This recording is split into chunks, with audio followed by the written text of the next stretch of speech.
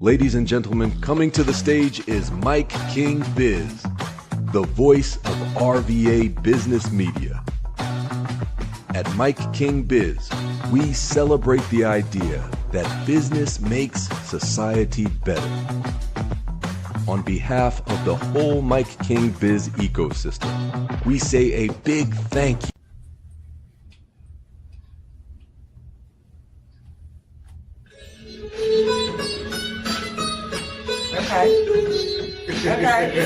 Okay.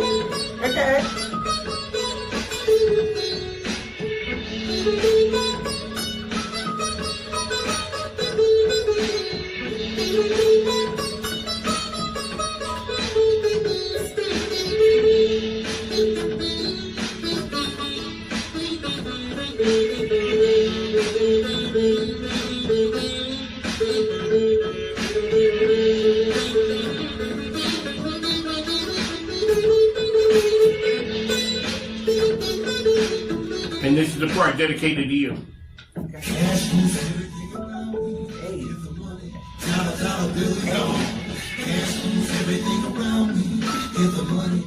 Ladies and gentlemen, welcome back. One of Mike King here, coming to you from the MIKEKINGBIZ Media Center.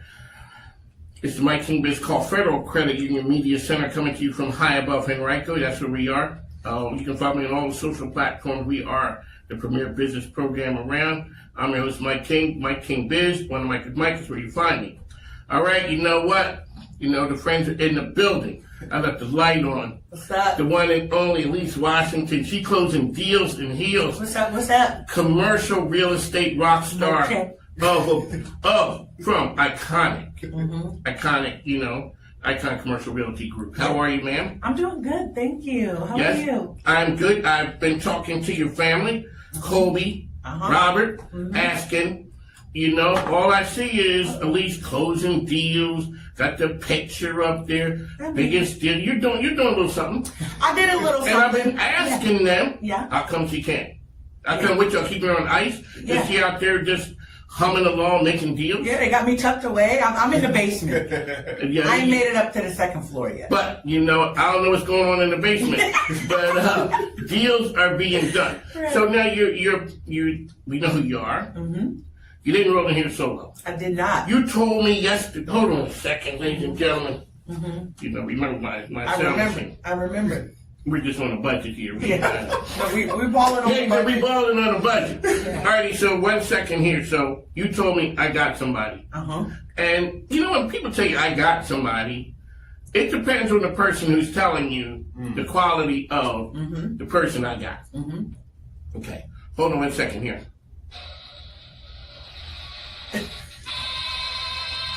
Yeah, ladies and gentlemen, that is the quality. All right, so who would you bring with you? I brought Mr.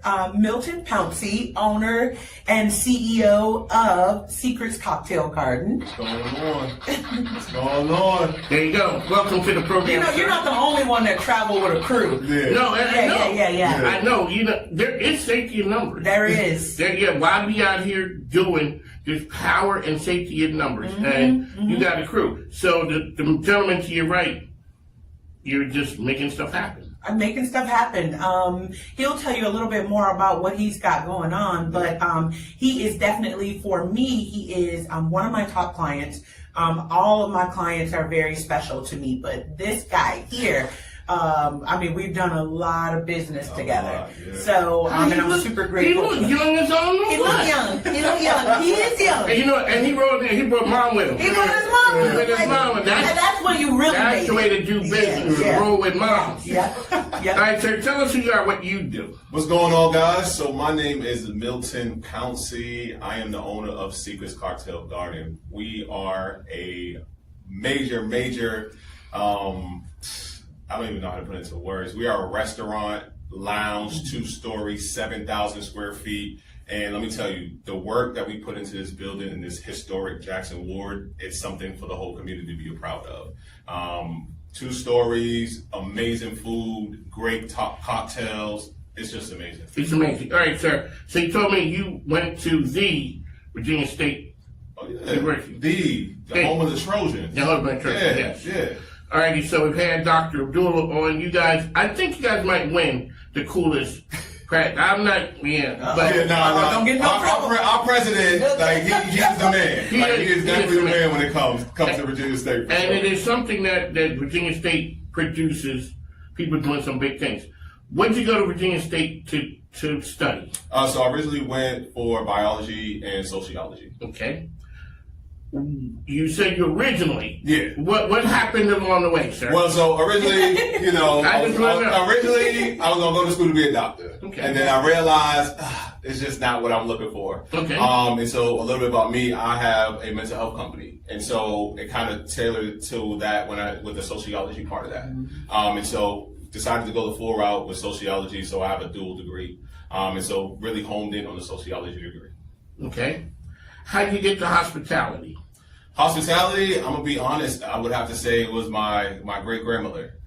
She was, chefing it up in the kitchen. She was an entrepreneur. She owned nightclubs. She owned restaurants. And I think, that spirit still is within me today. Okay, what was the thing she cooked that you couldn't get enough of? What was the signature thing for you? I'm gonna say it was the mac and cheese, and then the chicken wings. Like, it was just amazing. The way it's crispy. She had this amazing gravy. Like, it was home, like chef kiss. Yeah. It was home. Yeah. Alrighty, so is this your first restaurant foray? This is my first restaurant in Richmond, yes. Well, total altogether, yes, it's my first restaurant.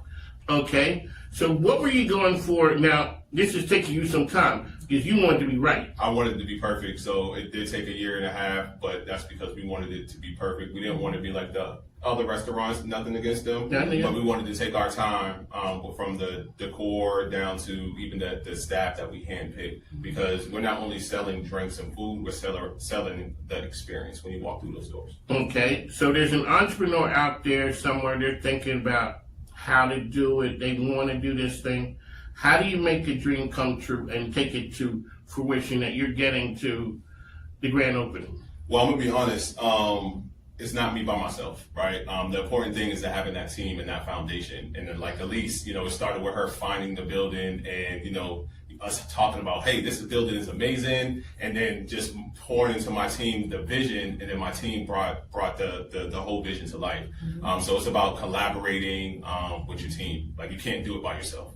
One of the things I always talk to, whether it's Colby, Robert, Katina, finding the right location.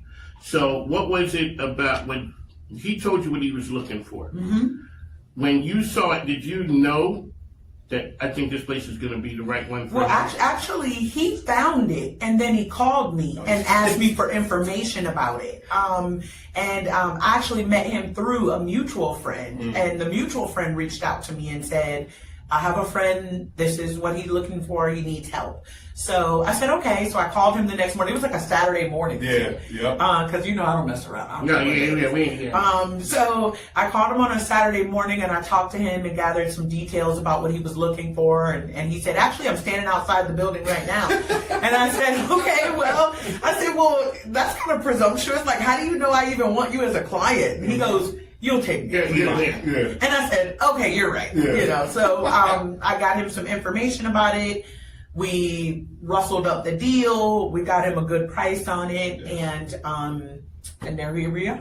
One of the things I always talk to those guys about is people trying to do it on their own. When you see a sign that said for Alease, call Bill Jones. Right. Bill Jones is for the owner. Correct. Bill Jones ain't for you. He does not work for you. He is not going to help you. He or she will get the deal across the table, but there will be no assistance for you personally. And that a lot of times is leaving things on the table. Oh, for sure. I mean, I get some people who call me after the fact, and then I try to help them as best as I can, but sometimes it is too late. So it's important to call me prior to. If you even have the idea, then I pride myself on speaking to people and offering up a consultation where we can talk about it together, because even what you had in mind may not work. And so based on, my degree is in business. And so that's where I come from, that world. So then I try to help them merge the business side of things with the property. And so that's where we are. So how can people get information about you? About me personally, a lot of people can just give me a call. My information, you can look for me on the Icon Realty Group website. So you can give me a call, shoot me a text. You can certainly email me, as well as my social media is pretty easy to get in contact. Yeah. So Alease _Washington _CRE on Instagram for commercial real estate, and Alease Washington on Facebook. So, and LinkedIn. You know I know some people. I know you know a couple I know people. some people. Yeah. Mm-hmm. But I don't know nobody who's a real estate agent and commercial with the name Alease. Like, I know. Alease. People tell me all the time, like, your mom must have knew what you were going to do for a living. And I'm like, she didn't. It's all very coincidental. So it's like a DJ. Mm-hmm. And I met him and a friend of mine, Andrew Heights. And I'm like, that's a cool name. Yeah. The DJ name. I mean, he goes, no, that's my name. Right. Your name is Andrew Heights? Kind of destined. And you're a DJ? Yeah. Yeah, that's my government name. Mm-hmm. And dad is Randy. Mm-hmm. Heights. I mean, it's something right there. He turned out to be the DJ for Justin Timberlake on the world tour. Oh, wow. So he's around here from Waynesboro doing some big things. Yeah. All right, sir, when is the grand opening and what can people expect? Grand opening, June 25th. You can expect elegance, you can expect amazing food, amazing drinks, and just overall, just great vibes. And, upstairs for our lounge is 25 for women and 30 for men age group. So we're going after our older folks to have a great time. Mature crowd. The mature crowd. Yeah. So, when you're in the city of Richmond, this is a business show. Let's talk about what was like the biggest hurdle getting business done in the city? Well, if I can be honest, it was the permits. The city of Richmond takes a little time, but we were able to get through those permits. And then I would have to say the second thing would be trying to get funding. I think the banks loved the idea, but if I could be transparent, they didn't love that it was in the historic Jackson Ward area. So let me ask you, so had you ever thought of going to any other area? So when you had this idea, was it you had to be in the city of Richmond, or did you look at surrounding areas to say, I may take a look at whether it's in Riker or Chesterfield? So, no, originally when I bought the building, I knew it was a great investment. And so to be honest, I didn't know that I wanted it to be a restaurant until I spoke to the previous owners that owned that private club that was there. And so when those owners had the conversation, they basically said, hey, listen, we're passing the torch on to you. And so at that point, I was truly inspired. And I said, how can I find a way to be able to celebrate the culture of Jackson Ward and be able to feed the community at the same time? And so we decided to create Secrets Cocktail Garden. Okay, so the idea of it is that there's a lot of restaurateurs, a lot of people in there. They don't own the property. Oh, right. See, now that's, right. That's, let's talk about that one right there. Yeah. Because ownership, can't nobody tell you what to do when, when it's your spot. Yes, sir. So talk about the power of that right there. Absolutely. As you know, he got fired up with that one. I'm gonna take this. You know why? These are things I talk to him about all the time, so he knows. Yes, he knows. And I appreciate Alease just being there and guiding me along the way. And just we have conversations all the time about owning the block. And so that was so important that not only putting a business in Jackson Ward, but also owning the property that you are operating your business out of. And so it was no choice. I had to get that property in Jackson Ward to continue the legacy, and I had to own it. Yeah. I've talked to him about what it means to be in Jackson Ward and what it means to own property in Jackson Ward, especially with the history of Jackson Ward and a time where, there was a time where somebody like him wouldn't have been able to even purchase property. And so because of that, it really means something. And like you said, can't nobody tell you what to do. Yep. They can't take it away. There's nothing that they would be able to do. And so it's not only that, but it's also reinvesting. I had a conversation with him about don't just plant a business here, reinvest into the community. And so it's about that as well. That's the thing I'm really big on is ownership is the name of the game, but also reinvesting back into that same block. There you go, folks. That's what we're talking about here. Programs On the Mic with Mike King, ESPN Richmond is where you find us. Mike King Biz, On the Mic with Mike. Richmond's premier business radio platform. Judging how you judges say we going corporate. Nah, we just corner boys with the corner office. And that's the cap table, what the Smiths is. Not that cap table, boy, we live this. Promoting how business can make the community better. No one does it better than Mike King Biz. On the mic with Mike. Check it out. Ladies and gentlemen, that's what we do here. We talk to the best and the brightest. This young man, that's a story. Yeah. That's a story. And you're hitting Richmond at the right time in the story, Jackson. My mind just started talking to, like, all the people we talked to. One of the things, so I asked Andre Addison, he owns a gym in Scott's Addition, and he was on city council for years. So I said to him, what was the difference when you're on city council? That's one thing. When now you have a business, now you so he goes, oh, it looked different. It looks I bet. Because in theory, he's talking about when sitting on council, this is what we do, and this is how it is. Mm-hmm. But then on the other hand, when you're the business owner trying to get it through, Right. yeah, it looks a lot different. That's why I always ask people, like, okay, what was the hurdle?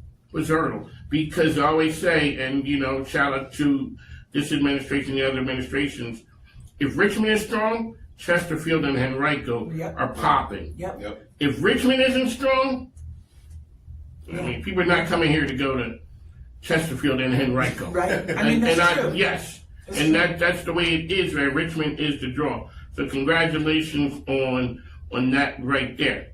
I think it's important to note, too, that even at the closing, his mom was there. She was there. That was his first commercial. He owns several residential properties, but this was his first commercial building, and his mom showed up for it. It's funny. So a guy who owns a pest control company, Aaron Owens, when he joined the chamber, his mom came. Yep. As they say, I needed some help with my sales technique in the past, so I took my wife with me. And then I said to the people who was there, she's from the home office, just checking to see. She had the clipboard and she Right. When we were in the car, she goes, Mike, I don't know how you sell anything. Right. This is what you need to do. And that's how I started. So about having family members, because it is that next generation. Yeah. When people see you, they're going to be young people who see you. They're going to be people who see you. Yep. They're going to be shocked that we understand you own a business. Okay, that's great. That's a big thing. When you're talking about I own the property in one of the hottest places in town, it just says something. So congratulations on that for you. All right, so how can people get information about your location, your event, your spot, all of that? Absolutely. So you can go to secretsrba.com for the website, and then it's on all social media. It's Secrets RBA. So I know And your the mom. address, too. The address is 16 East Marshall Street, Richmond, Virginia 23219. There we go. There you go. So and you got some seasoned folks to be up in there too. I got some miles on me. I may look like a spring chicken. No, but that's what we want. Like, that was the goal, because the reality is there are not enough places. I mean, you could go down Shockoe Bottom and that whole 18 and up, 21 and up. I mean, that college crowd is they're down there, but we wanted something different. He wanted something different, and these are things that we talked about as we were planning things out in the very beginning. Like, what crowd? Who is your target audience? Like, it's important to know when you're building a business. You need to know who your target audience is. Absolutely. That's what I'm talking about, ladies and gentlemen. This is Alease Washington. So what you're saying? It's like going to court and only your mom is showing up. Right. That's good. Right. But you might need a little bit more firepower. You need one or two other people. If the mom is here in court. Yeah. So what you're saying is, don't be out there renting buildings to try and buy on your own. Try to buy on your own. But everybody, what I tell my clients is everybody has to start somewhere. It's okay if you have to start off with leasing. There's nothing wrong with that. There's no harm in that, no shame. But we should be, from day one, building a plan of ownership. I say, look, don't sign a lease longer than this. because we don't want to be trapped. You will get trapped there, meaning you'll get comfortable, you don't want to move. So what I say is don't even bother adding in that renewal period. Let's start from day one focusing on how we can get to ownership. Because people do get comfortable. They get very comfortable. But one of the things I wanted to talk about as well is this guy, actually, not only does he have the restaurant going, and this is one of the other reasons why I brought him, but we actually just closed last week on the largest commercial real estate transaction at Icon. So that's why I saw the picture of you smiling? That's why you saw the picture of me smiling. I didn't know. I had a $2 bill in my hand, but we just closed that deal last Friday, and I represented him, and he sold the building, his company, the mental health company. So that helped me get the largest sale at Icon. I was wondering. $5.7 million. $5.7 million. I'm saying. Yeah. So with the big dog. You're rolling with the big dog. So we just closed that one. So congratulations again on that. Thank you. But we're making big moves over here. We're not people who are just sitting around and talking about it. And so I think that's important as well. Is yes, we're here talking about it, but we're actually out here like making moves. Like we're in the streets. Like you can catch us. And one thing about me, Mike, I ain't known for no foolishness. I'm known for making money. Money moves. Closing deals and heels. And you want some heels? And I got the heels on. So, that's what we do over here. So shout out to Honest Soda, and you see your partner right here. That's what you do. Hey, twin. So here, come on, man. We got to talk a little bit about on this mental health side. Yeah. And it's important. A lot of times I talk to men, and you talk to people, period. And I'm glad now that men are starting to understand. Like, I come from a time where, how you doing? Yo, man, you good? I'm good. Yeah. He got 3 flat tires and a rim. Right. Like, how could you possibly be good? But we come from a time, suck it up and keep going. I was in the Army for a long time. I met my wife there. And it was just like, yo, we burying that and keeping it moving. And so it's come to a point now where people are able to say, yo, what's up, man? You good? Younger people are I think, have a better understanding and a need for help. Touch on that. Isn't this Mental Health Month or something? Men's Mental Health Month? I think that was that last month? That was last month? Mm-hmm. All right, so touch on that for us, the importance of, like, it's okay not to be okay. Yeah, I think it's very important now to communicate. I tell everyone needs a therapist, even me. Like, I don't have a problem talking to a therapist about my problems and knowing that I'm not going to be judged. I think people feel like they're going to be judged if they actually talk about their issues. And there's a lot of things that, people in our culture need to unpack instead of just holding it all in. And so that's one of the things that we do at our company is we give those type of services where you can walk in and have a conversation and help unpack that and be okay with it. There's nothing wrong with asking for help. Mm-hmm. So I always talk to, and I was saying, I ask people, who takes care of the caregiver? Because the caregiver, you hear some stuff. Yeah. How do you not, and I know because I'm married, that caretaker person that everybody comes to. You hear a lot of things, and when you tell a person, that's enough, next thing you know, the police might be coming because, there might be some exchanges of loud words and stuff. Because they're like, that person needs help. Who takes care of the caregiver? Because they don't stop. Yeah.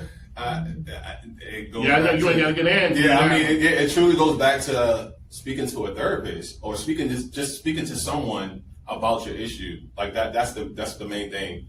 Because we all carry a lot. Yeah. And so we all have to find a way to offload that.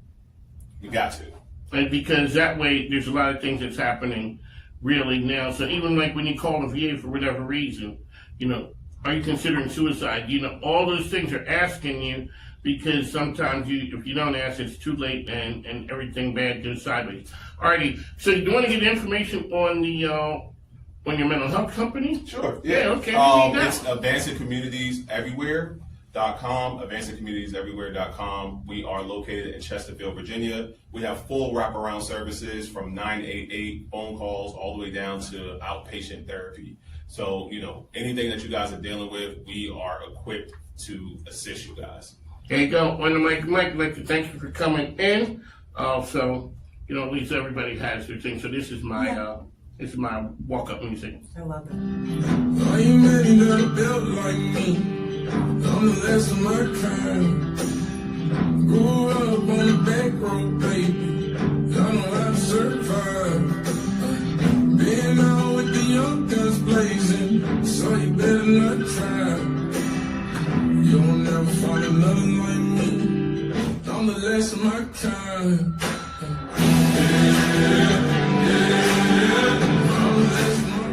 All right, ladies and You gentlemen, truly are the last of your kind. but that's my walk-up music. Well, no, it's my drive-up music, because when I try to get played in the house.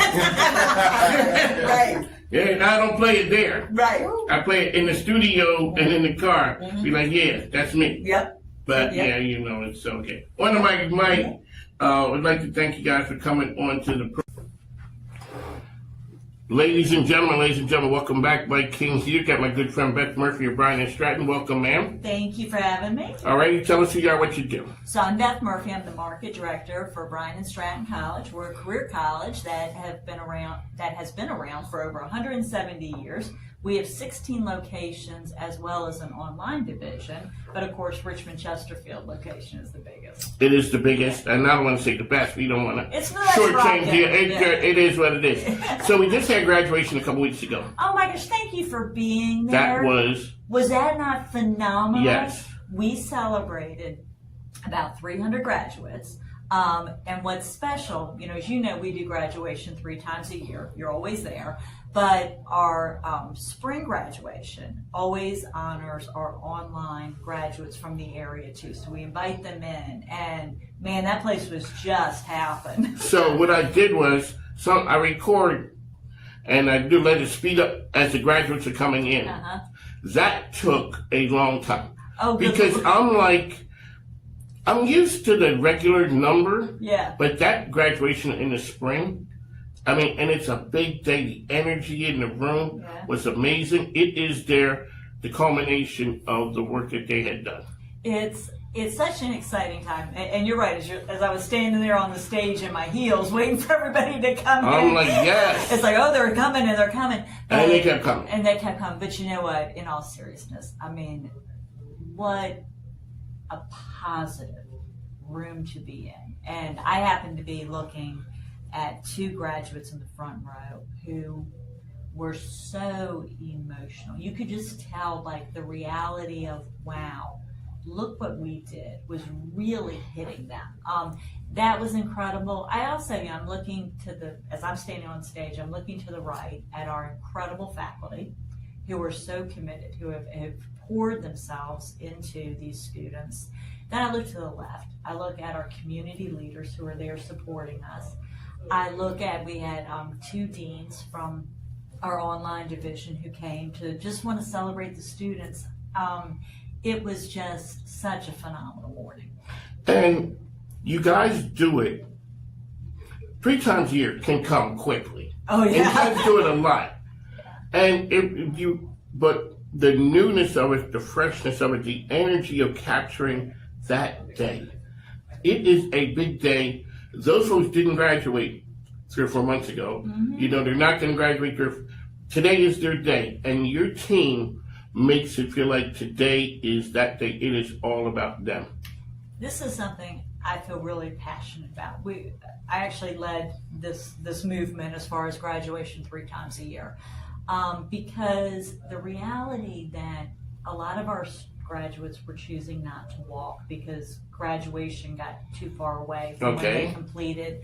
And you think about it, so many of our graduates are nurses, and so once they start working, they can't take a day to celebrate graduation. And our students deserve to celebrate what they have accomplished. It is a big deal. And so it is easy for the event to stay fresh for us because all you have to do is look at our graduates and be like, you know what, wow, this is why we're doing this.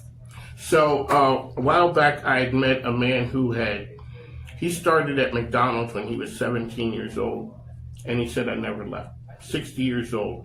And I'm like, okay, when you're 17 working at McDonald's, that's one thing. But when you're 22 or 23, people are going to start making fun of you. I said, what was it like when people were like, you work at a fast food place? He said, I knew one day that I would own one. Or you own 25 McDonald's. It's the same thing with your keynote speaker. Oh, yeah. You know, went to the Y, kind of like never left. It tells you something about the talent that you guys bring in as a speaker and the stories that they're imparting on the graduates. Jody Alexander from the Richmond YMCA, President CEO, was gracious enough to agree to speak. And I love Jody. I had the honor of serving on one of her boards. And what the YMCA is doing really aligns with Bryant Stratton College. And a lot of our students actually utilize the YMCA for childcare. We send our nursing students to do community clinical hours at the YMCA. So it's been a great partnership. And I think both institutions believe in supporting its members, looking at how we impact our community positively. How do we have resources available? And how do we connect people to resources? And I loved Jody's story about how she started out as a swim coach and she found her purpose. And that's what this is all about. We're not saying that you need to go and get a 4-year degree. It's more about finding your purpose so that you can get on the pathway so that you can have, because fundamentally at Bryant Stratton College, we believe a happy career means a happy life. And so that's what we're trying to help people do. And so graduation is the culmination. But then we run it back a little bit and we have new student orientation. And when when I look at that, we have film and video from, new student orientation, and that's the journey. Mm-hmm. And so when you look around the room, 300 people graduate, there's 300 stories. And everybody feels like they're the only one until you come to new student orientation. There is somebody who has a story similar or a situation similar to yours. Touch on that, because Bryant and Stratton is built differently for you, but it encompasses making each person feel like part of the family. I believe, regardless of how focused you are, and like your story about the gentleman working at McDonald's, like you have that vision. But even with that vision, it can feel very lonely. And you can have that vision, but between where you are to that vision can feel like, wow, I'm gonna have to walk this alone. How am I gonna do this?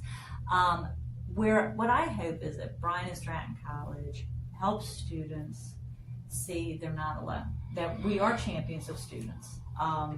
And so when you come and you're not quite sure how you're gonna do it, you just know you want to do this, that we're going to help fill in those gaps. We're going to advocate for you. And we are built different for you so that we can help you get to that final destination. And I think new student orientation, when you're meeting another single mom, or you're meeting the dad who's working and also has the kids, you start talking to people and you're like, okay, I'm not alone. And then you're listening to the faculty and staff.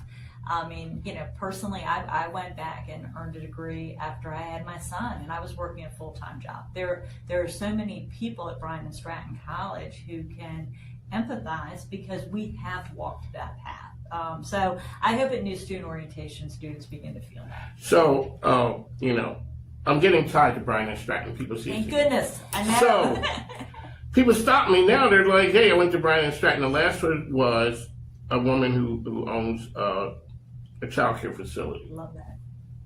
Because a lot of times we see nursing coming through, and these are all Dean Cullen's people, and they got all regalia and all those things. But there's a lot of other things that Bryant and Stratton doesn't get to. We know hospitality because I'm tourism is there with you guys on a regular basis. Yes. Touch on real quick, run through some of the other fields of study. You're exactly right. A lot of times people forget that we do human resources, accounting, business, early childhood education, IT. I missed one, but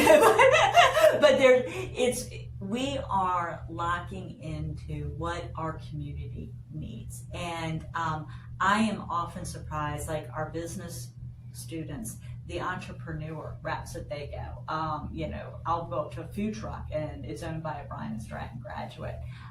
The early childhood education, what a difference that's making in the community and so needed.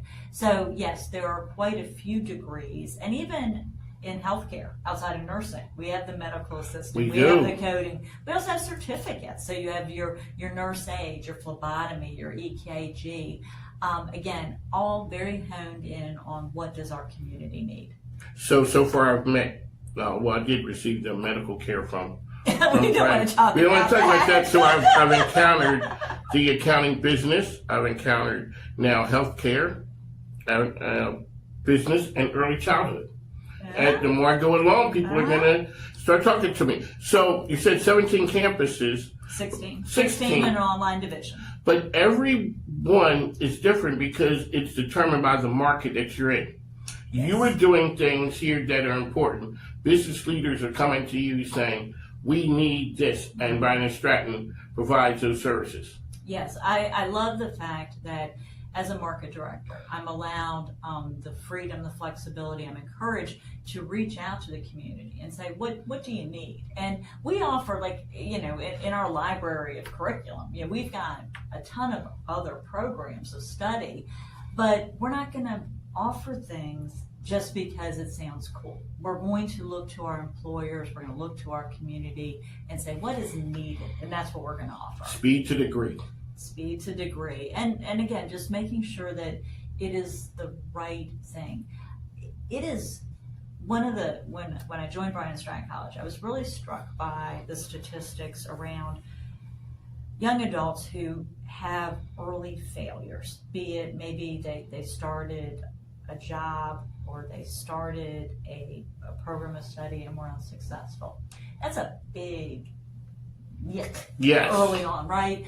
And so the last thing I want to do is get somebody a degree that they can't get a job with, right? So I think it's really important that we marry all of that. What's your passion, but also what does the community need? And let's see if we can make it happen. Bryant Stratton, they got that fancy new building there. How can people reach and find you, ma'am?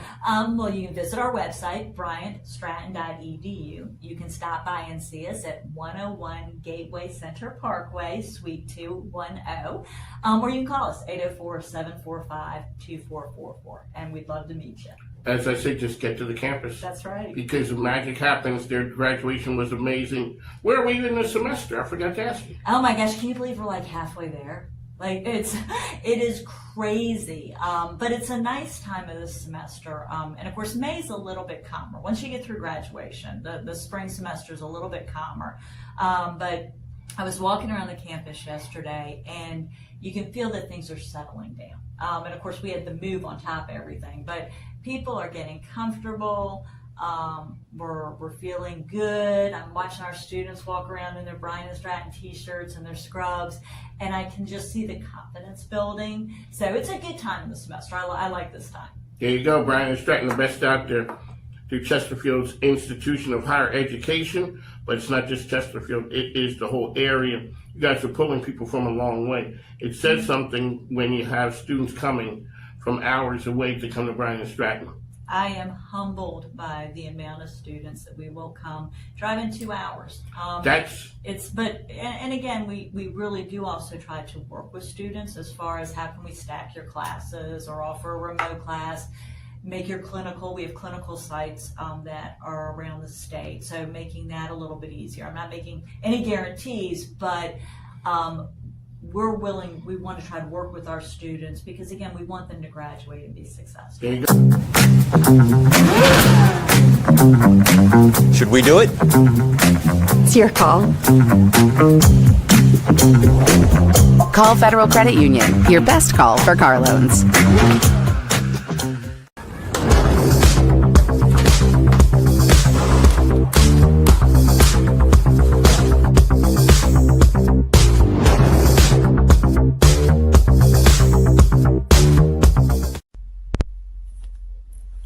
Ladies and gentlemen, welcome back on the mic. It's Mike King here. Well, I'm not here.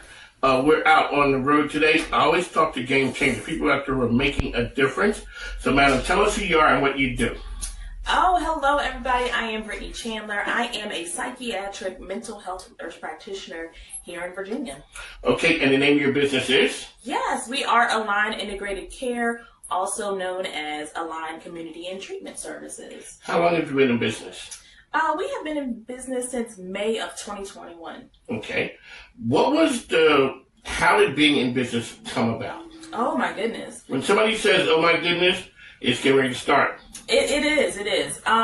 So we've been in business since May of 2021. At that time, we were in COVID, kind of post-COVID, and I had little ones. And as a nurse practitioner rounding in the hospital, the exposure from COVID was too great. So therefore, I decided to kind of bring it in, start my own business, and lessen the exposure for COVID. Okay. So the idea, everyone has a dream. Yes. Everybody got a dream. How do you take that dream and turn it into a viable business? How do you take the dream and turn it into a viable business? Oh my goodness. I said that again. Yeah, you did. I did. Did you know why? It means something. It does. You knew what it took. It was totally different in here to the reality of doing it. Yeah. I will say this is my wildest dream. Not something necessarily I dreamed that I would be in this place, but I know there is a higher being in which he has placed me in the spaces, so therefore I could grow and be that staple when it comes down to mental health. You know, mental health for me was big because I grew up a preacher's kid. So both of my parents were ministers, and instead of seeing someone as a provider or being on medication, it was, you got to pray about it.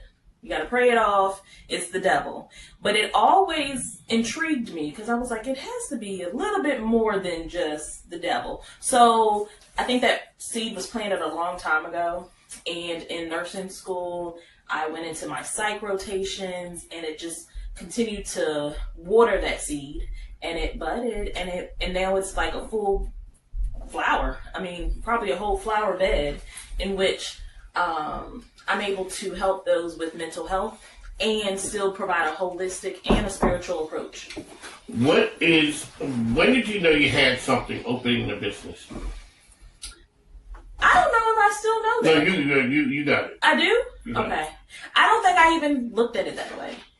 I just wanted to do the service. Okay. I just wanted to be that person, keep people out of the hospitals. Being an administrator at one of the local hospitals, I saw the constant readmissions of mental health patients. Also learning that first impression of the care you receive is a lasting impression. So how can I keep the person in their community and still provide the services? How can people get information about the company? We do have a website, myaligneinc.com, along with calling us and emailing us too. So we've talked about the medical side. Mm-hmm. And a lot of times we talk to providers, whether it's doctors, dentists, mental health professionals. That's the side you went to school for, and that's the side you loved and all that. And then you get the business side. Yeah. Sometimes they talk about how hard the business side is. Is that there wasn't a class on how to make this something? Let's talk about that process. Yeah. Because when you start bringing on employees, you don't just bring on employees, you bring on the whole family. Yeah. Because all of a sudden you became that person. Oh, I am the one. Now all of a sudden everybody's depending on you. It is. The floor is yours. Yeah, it's pressure. I would say it is pressure. Because you can't be that one-man person. So therefore, you may bring in billing. You may bring in a front office liaison. You may bring in different therapists or nurse practitioners to provide that. There is no blueprint, and you do not learn it in school. So it's learn as you go. Put yourself into classes or network with other agencies or private practice to learn. I've had some good people in my life that were able to show, and then sometimes I was just up late at night identifying what the need was, where do I find it, and how do I go from there. I always ask leaders about setting good culture. Like, how do you set good culture in an organization? I think being authentic and being you and identifying how you would want to be treated as an employee or a contractor and creating that space. We're currently in a culture shift where I was all about family because I believe we're a big family. We work together, we breathe together, we eat together, we live together.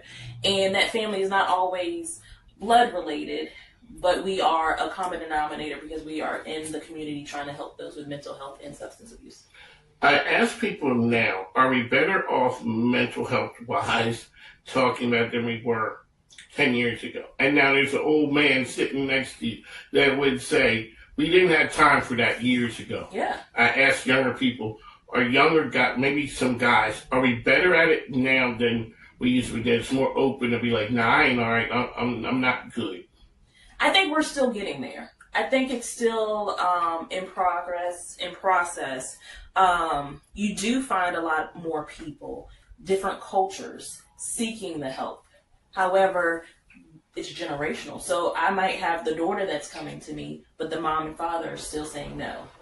Ironically, it's spun for me where my parents were the ones that said, no, you got to pray about it. And now they believe in it and they actually work within the business. And you think that because we come from Chapter Faith Emmanuel Baptist Church. Yes. Philly. Yes, Philly is 215. That is for sure. So you come from the time of Pastor Evans and that whole time frame where we didn't come from mental health. Mm-hmm. But I always had a question of it, like how does that the dream book fit in if that's one that kind of got me in trouble. Yeah, mental health isn't looked upon lightly in the Black community. It's something maybe we pray about it, but now we're starting to see there is data. There are real life consequences of people not getting help. Yeah, is the conversation different with younger people than say older people? What's the hard conversation with older people that I know you aren't used to mental health therapy or conversations. What's that conversation like? The conversation is, when my mom and my dad didn't have to do it, or, when you ask their family history and mental health, I'm sure, Aunt Betty heard voices or whatever, but either we dealt with it, yes. Or we had a whole period where everybody was going into the state hospitals for some time, and then they're coming back, and you're like, oh, where were you all this time? And you're supposed to be magically healed. So I think the conversation for the older generation would be, or I say the wiser generation. Thank you.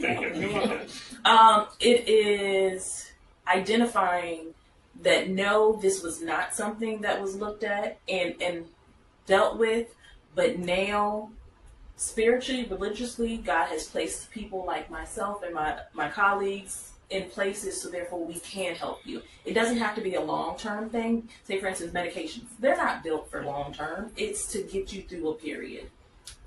So talk about the services that you provide. Yeah, here at Align Integrated Care, we have psychiatric evaluations along with medication management. We treat ADHD and a plethora of other mental health disorders. We do the cannabis cards, and then our community side, we have substance abuse partial hospitalization. That's PHP? PHP, yeah. Look at that. Yes. Thank you, Lamar, and the good folks down at Poplar Springs. Yes, and thank I understand you. about that and the wraparound and those, because before that I didn't know, and then, you talking about stepping up and stepping down. Those kind of things the average person does not know.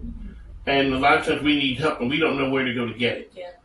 We just need to know. Okay, so what does an engagement look like with you guys?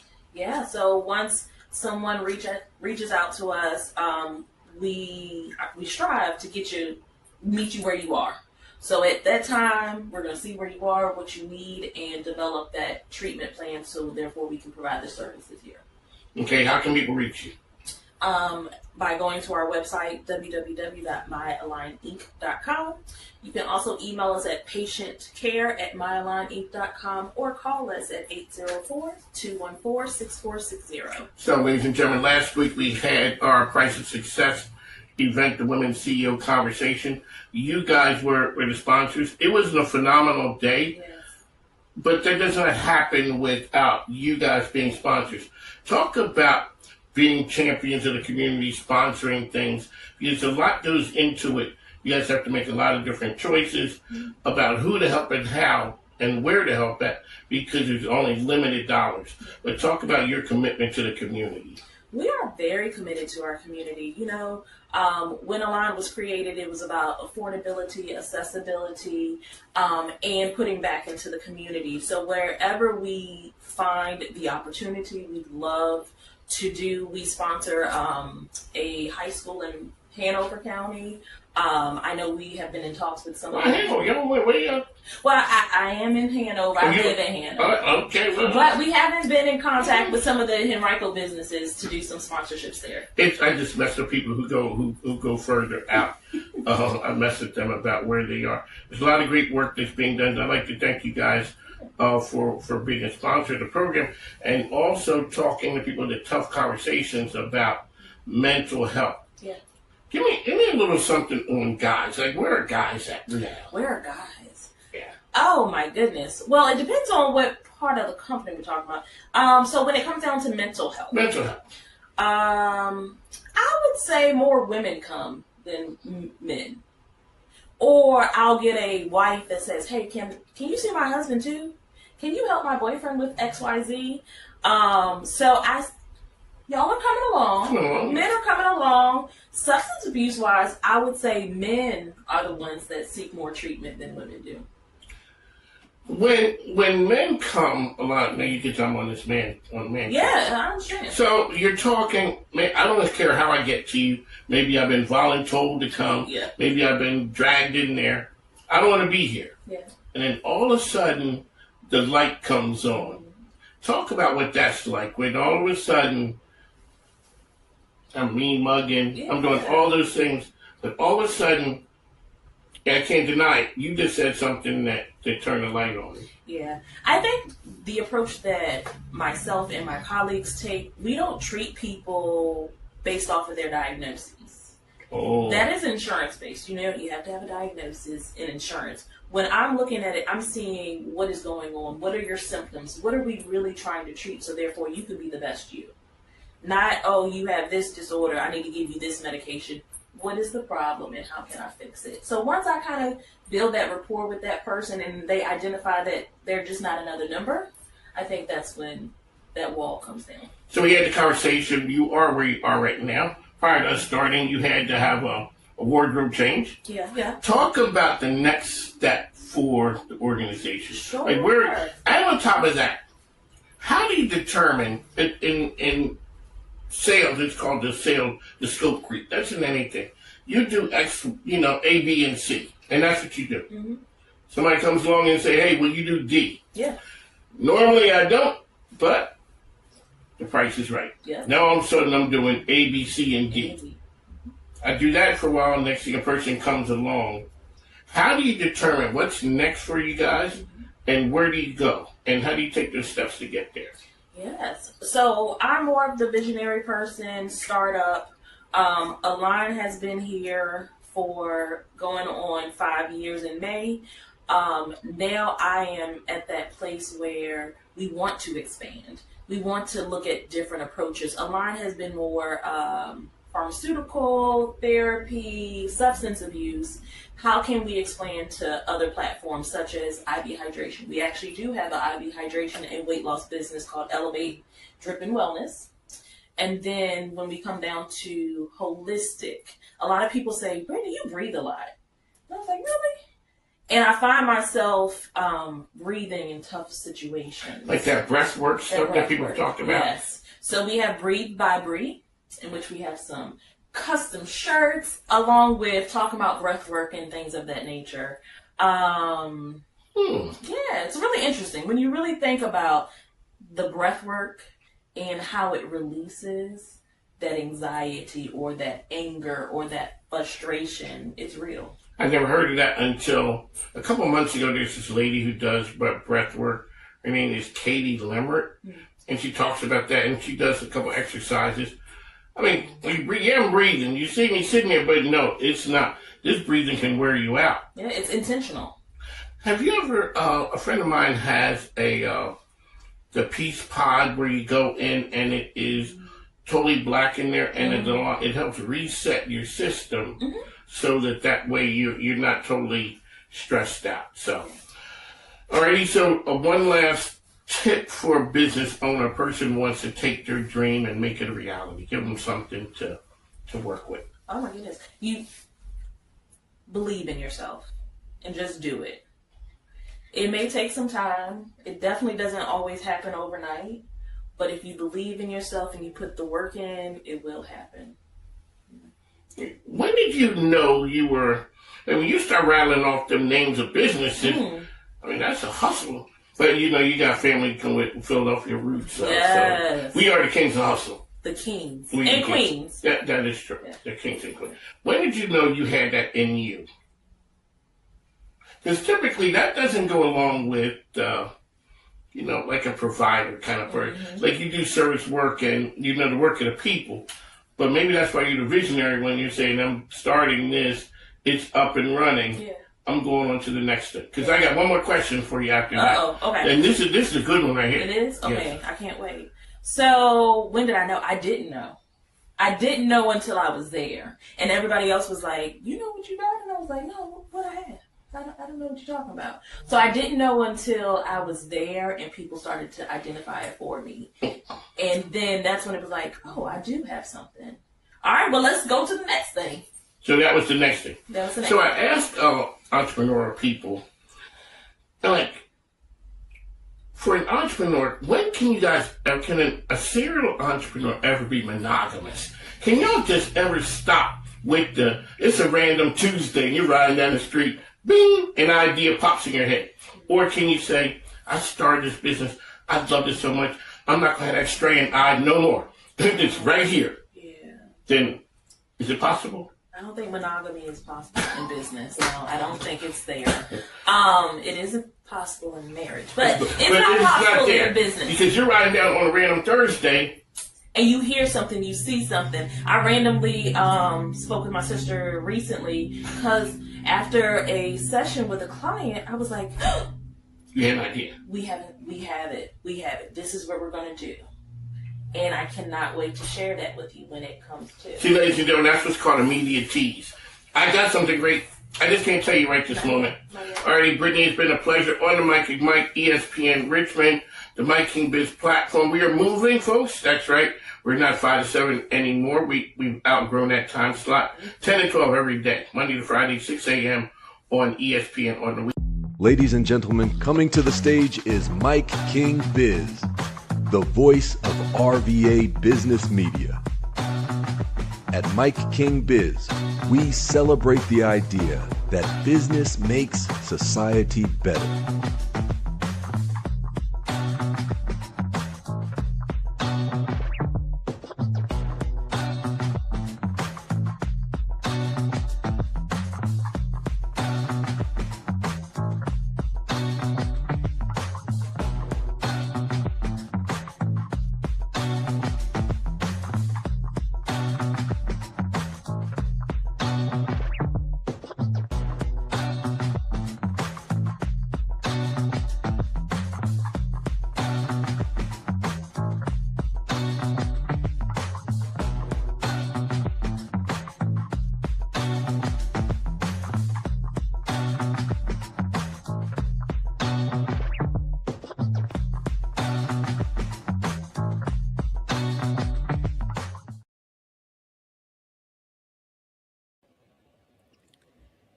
All right, folks, welcome back to the Redneck Connector podcast.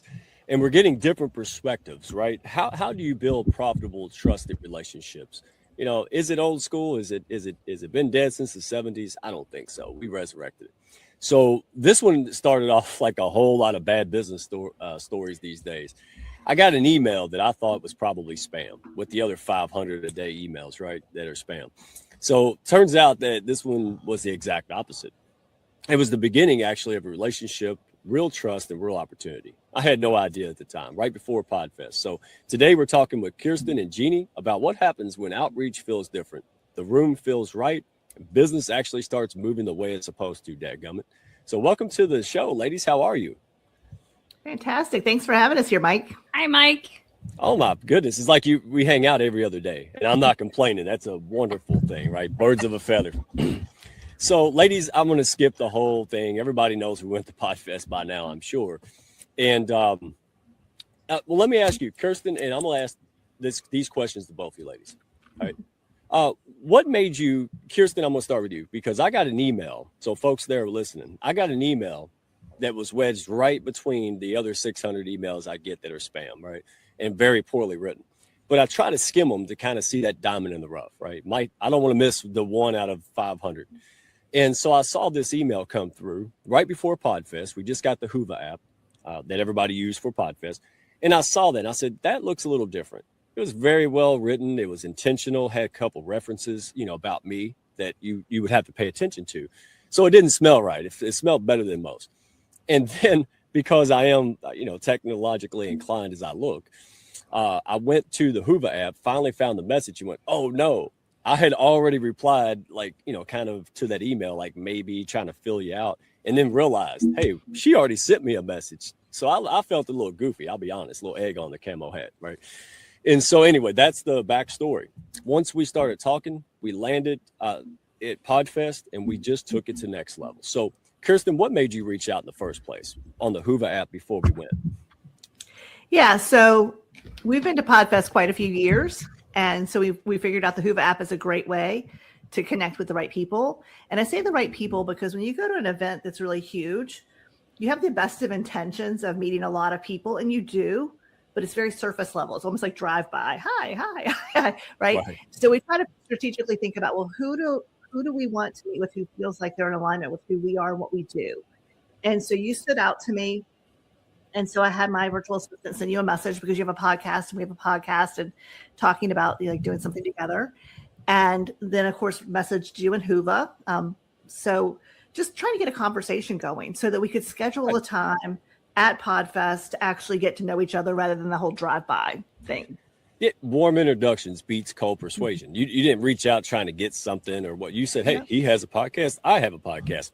He seems to be an individual, it walks through the beat of his own drum. So do we. You saw overlap, right? Likability. You just wanted to explore, right? We always talk about dating and marketing. Really no difference when you think about it, right? Not to make things weird as I normally do, but it's still, when it comes to relationships, people, friendships, same stuff, different application.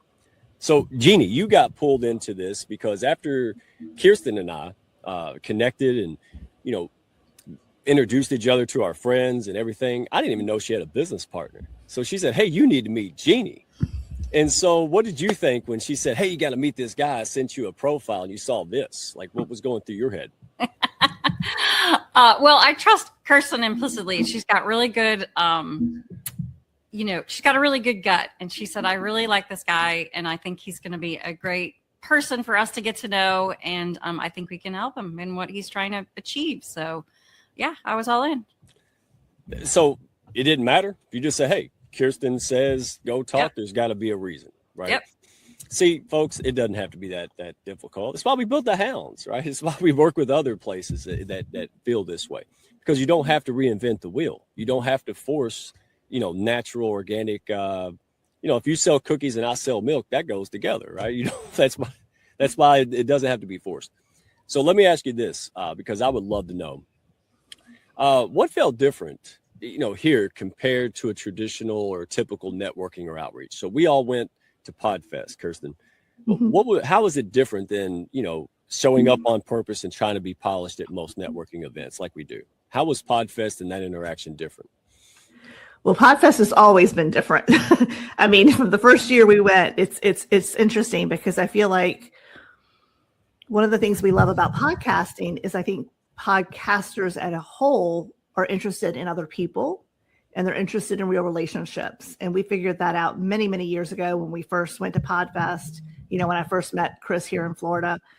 So I think that stood out, that people are there to truly connect. The education's great, but it's really about the relationships that you build.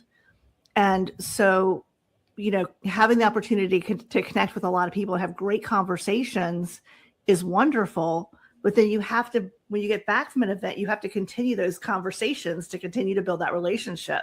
You and I, we had a great conversation out by the pool and chatted for quite a while. And, but then we didn't end it there. We got back. You invited me to come check out, what was going on in the Hounds. And I did. And then I told Jeannie about it. And then she came and, we're all about networking. And it's about networking. When I say the right people, I mean the people who are truly interested in relationships and truly interested in supporting and helping each other. And that was the feeling we got from you and your group right away. Fast but not forced. Would that be a good catchphrase to match what you're saying? Yeah, absolutely. Yeah. And I think, when you get to know someone quickly, because at PodFest, you are meeting a lot of people, but you have conversations with people that are deeper. But then when you get back, it's like you and I connected really quickly right afterwards, which I think is, the way to go, because we connected with Lindsay and a couple other people right when we got back. But I think that's so important because you have that great connection initially in person, and now you can kind of take it to the next level. And, I know you've introduced me to a lot of people, and I've introduced you to a lot of people, and it feels good, to really have someone that you trust and you like that you can refer to other people. Yeah, looking back, PodFest really is like an amazing room. It's like a speed dating when nobody knew about it in business, right? You're just kind of chopping up combos. Like you said, me, you, and Dr. Rowe went back and just had a chat. I mean, there was no, let's go pitch each other or any of that nonsense. And in my perspective, that's why it worked so well. Because in natural conversation, I said, wow, this lady really has a serious business. She has a similar model I've worked with, and I appreciate, right, the broker style model, coming up with real solutions. Again, that's what attracted me. And you all hear me say this a lot. The Hounds do to the audience. You can sell jelly beans for all I give a shit at this moment. Like, I like who you are. I like how you do business. And there's usually a way to, help someone in that. It just so happened, though, that we got to work together. Like, once the tax season slows down, we got a whole nother strategic alliance to explore there in the next week or so. So, ladies, this is to both of you. Was there any skepticism at first? I mean, in general, it could be me, it could be anything, your first experience at PodFest. And if so, what changed that? Well, like Kirsten said, it wasn't our first attendance at PodFest. But like she said, we always meet really nice people. And I think if you go there and you're relaxed and, you feel good about what you do and you know that it's going to help, not everyone, but it is going to help people. And you're just there to meet people and talk about how you might be able to help them. It's a really nice atmosphere.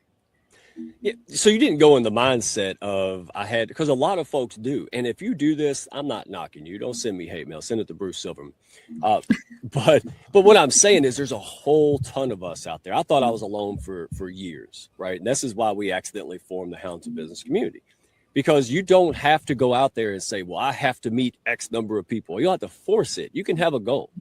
But we didn't force it. I didn't run around like I had a quota to meet, right? Because that would have turned people off, right, Kirsten? Absolutely. Yeah. Yeah. And it's funny, too, because at this event, the hotel was lovely, that big atrium that was all open. And there was a meetup group that was going to meet there. I think it was in the app. So we're looking around. There's three of us. We're looking around. We can't find the group. So this guy walks by. I'm like, are you going to that meetup? He's like, no. And I was like, well, do you want to start one? And he's like, okay. So we ended up just grabbing like 5 other people, pulled a bunch of tables together, and ended up just having fantastic conversations. And that's what's so fun about PodFest. Well, do you want to start a meetup right now? He's like, okay. And so just a fantastic guy who's one of the speakers. And yeah, so just speaking up. And then anybody that walked by, we're like, hey, we're just having a casual conversation. Join us if you'd like. And next thing you know, we had a full table of really interesting people that we've been able to stay in touch with. Yeah. Last question or two. I want you to elaborate if you may. So there's a point where, you build these relationships, there's something there. For you ladies, how do you know? Is it intuitive? Is there some kind of, evidence? Is it a combo? When you should switch that, hey, I like each other combo to, hey, would you mind sitting down? Like, let's explore collaborations. How do you, because you ladies are really good at this. It might be hard to put in words, but yeah, you're just like natural dancers. Like, I don't know how to tell you how to dance, but what is your perspective from that point where I'm like, man, I really like Kirsten, but you don't want to scare them off. Like, how do you handle that? Well, I think first of all, I think Jeannie and I both have a heart to serve. Like, we have a really strong desire to help people. And so one of the things that's really important for us is because, our clients do like and trust us. So they'll often come to us and say, hey, I need this, or I need that, or do you know anyone who does? And so it's always been really important for us to have a list of resources of trusted people that we could refer to our clients who need something outside of, what we do. And so I think it is a little bit of following your gut, but then it's also investing time. People don't realize you have to invest time in relationships. So we're investing time with you and all the other hounds in the meetings, and then also in one-to-ones, because again, getting that idea of saying, hey, I'd love to sit down with you, learn more about you as a person and learn what you do. I may or may not need what you do, but I may know a lot of other people who do. And I'd love to put you on our approved list. And then if someone needs this, I was talking to a lady at polo yesterday, at the polo match, and she's been thinking about writing a book. Well, we know a half a dozen different book coaches, but you could tell she didn't know a whole lot about writing a book. So, does she want a coach who's going to be a ghostwriter? Is she going to write the whole thing herself? And she just needs someone to, copy editing and that kind of thing. So I need to talk to her again to get more information, but then I can refer her to whoever I think would be a good fit for her based on what her true need is. And so that's just about wanting to help people. Yeah, but Jeannie, maybe you can elaborate. I'm with you 100%, Kirsten, but here's the problem. Most people will say that because it's good marketing, it's good psychology, it helps, but demonstrating it, very different, right? In other words, if we didn't connect, if we didn't take the time, right, to go on the first business date to get to know each other, then it's just a random, because I see those emails saying that all the time. Hey, let me connect you, let me help you, but it's not, how do I phrase this without, it's not, you know it when you see it. You know what I mean? Like it's either performative and transactional. It's just something you say to get things moving. But I knew because of my experience with Kirsten, I knew, hey, this lady really cares. This lady has some value, right? She's taking her time, and I didn't want to scare her off. Right? I said, oh my goodness. So what is your perspective when it comes to how important is it in real life application to sincerely be there for someone? In other words, before you're thinking transaction, be there to connect with the person, because Kirsten and you are so good at connecting with people and identifying, hey, I like this person. There is business value to explore. What is your perspective on that? Yeah, I think there's a lot of, if you're in person in real life, IRL, as my kids would say, there are a lot of nonverbal communication there. Are they looking at you? Are they listening to you? Are they just talking about themselves? Are they, interested in who you are? All those things are cues to say this person is genuine and that they really want to start a relationship. Yes. So is it fair assessment? Would you ladies agree or strongly disagree? I'm going to do that poll that they do at T-Mobile. Do you agree or strongly disagree? Right. None of what you see here, the compound effect, the things that we've already accomplished together and will do soon. Could that have been done simply by, a cold email, a DM, great shares, that kind of stuff? Or could it only be done with what you ladies have made an art form, which is going out there, sharing your crayons, practicing kindergarten skills, and allowing those relationships to flourish? What would you say in closing? We're in trouble because I don't know if I want to share my crayons. You didn't say I had to share, Mike. I'm just kidding. Share the cheap ones. Keep the crayons to yourself. Oh my gosh. Well, yeah, yeah. It's funny because I think people often talk about having an online business. I want to have this online business, but the reality is we're people, so we're not necessarily online. We're online on a computer, like, what I'm saying, but we live in the real world. And I think that, you look at someone like Walmart, they still have a store where people come in, and then of course you can buy online. And I think a lot of people miss the boat by thinking they have to do everything online, that they can't actually go out and meet with people. And I have this conversation, with a lot of our clients, is that if you live in a halfway decent size area, there's a very good chance that there's $1 million of revenue in your own backyard. But people are so afraid in this day and age to get out and actually have a conversation with someone. Or go to a conference like PodFest where we all got to meet each other and get to know each other and then continue it. So last year, 2025, Jeannie didn't get to go to PodFest. She had a conflict. And we had met a woman online. She was a client. She lived in Mexico. We had never met her in person, but we knew her. So I said, hey, do you want Jeannie's ticket? And she said, yes. And I said, okay, I'll pick you up at the airport. But what's so crazy is meeting her in person, other than being able to give her a big hug, wasn't really any different than getting to know her online, right? Bingo. But because we had invested in the relationship online, it wasn't just always, hey, what can I sell you? Or, hey, what can you sell me? Like, we really got to know each other. We had great conversations and just spent time together, again, getting to know each other, how she could help us, how we could help her, who do we know that needed, to connect with us, so to speak. So I think it's getting past the fact that everything has to be done online. Taking the time to get out and meet people is huge. But if you are going to meet people online, realize that you have to focus even a little bit more than I think in person in building a real relationship, building a real connection. Yep. So like, hey, Marla, would you like to meet Friday afternoon at 4:00 and we'll have a glass of Prosecco or wine together. The three, we'll just get to know each other kind of thing. Or, let's meet on a Saturday morning and for a cup of coffee virtually. And I want to learn more about your life in Mexico. Can you show me around on your computer? Can you show me what things are, what your life is like there? You correct me if I'm wrong. What I hear you saying, very brilliant way to say it. What you just said, you have a mentality of in person and online is the same mentality, right? You're building relationships, whether it's in person, the same way you do online, virtually, Zoom calls, whatever, summits, right?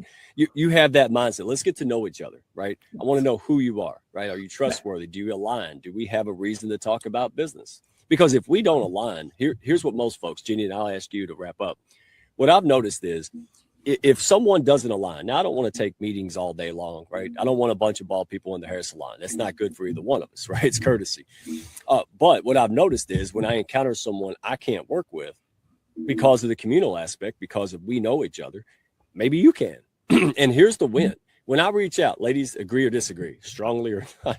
If I reach out and say, hey, Kirsten, here's someone that may be a benefit to you, right? They seem really nice. They seem motivated and aligned. Whether you take that or not, that's a win, right? People don't think about that because I took time out of my day, had a meeting, didn't go well for me, wasn't a lot of overlap perhaps, but I say, oh, wow, Kirsten and Jeannie would have a ball. And that's where people forget because then you ladies are more inclined because that's who you are. The next time that happens to you, you go, oh, Mike, because I had 3 referrals in the last 4 weeks from you ladies, introductions to people, and they were amazing people. And I would have to think that's why, because that's who you are. That's how I am. And we play ping pong, right? We hit that ball that we talked about to Pollyanna, right? Is that right? So anything to add before I get to my closing question on that?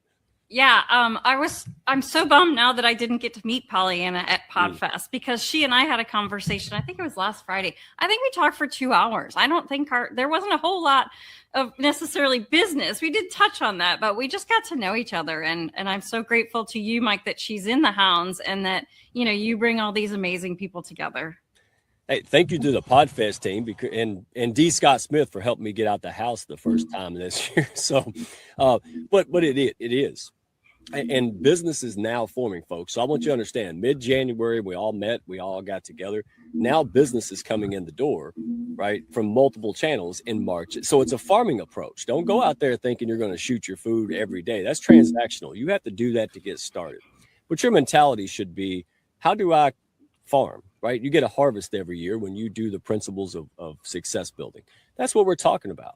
Right. So winter time, you don't get crops in winter time. You plant seeds. That's why I love that PodFest is January, because that's the seed planting season. Now here we are in April, right? Spring. And just like the crops, business is forming, right? It's shooting up from the seeds. So last question, ladies, what would you tell someone still trying to build everything through cold transactions, but they're a relationship style person? They just don't know any better. What would you tell them to get them kind of moving in the right warm direction? Yeah, if you're not a part of the Hounds, come and check it out because I think you have built a great community. And Jeannie and I are lucky because we are involved with a couple of other awesome online communities as well. I live in Florida. Jeannie lives in Virginia. We often see each other like in the Hounds, So it's kind of funny that we're seeing each other virtually in those meetings as well. But if you are the type of person who, if cold outreach has worked for you, great. I think it's going to get harder and harder because it's getting noisier and noisier out there.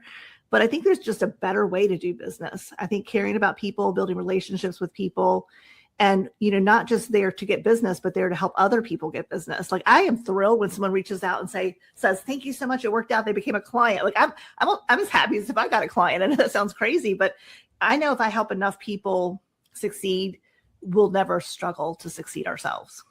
Beautiful. I mean, you don't have to be an influencer. We're Yeah. key people of influence. There's a difference, a subtle difference, and powerful one, right? Jeannie, what do you think? Somebody who wants to build the relationships, they just never saw a practical framework to do it. Yeah, I would say build up the courage to go to an in-person networking event if possible, and then meet some people there. You know, Kirsten was the first one to drag me out into a networking event in person. I was terrified. I can remember in my car, like saying over and over what I do, you know, and trying to rehearse it so I said it properly.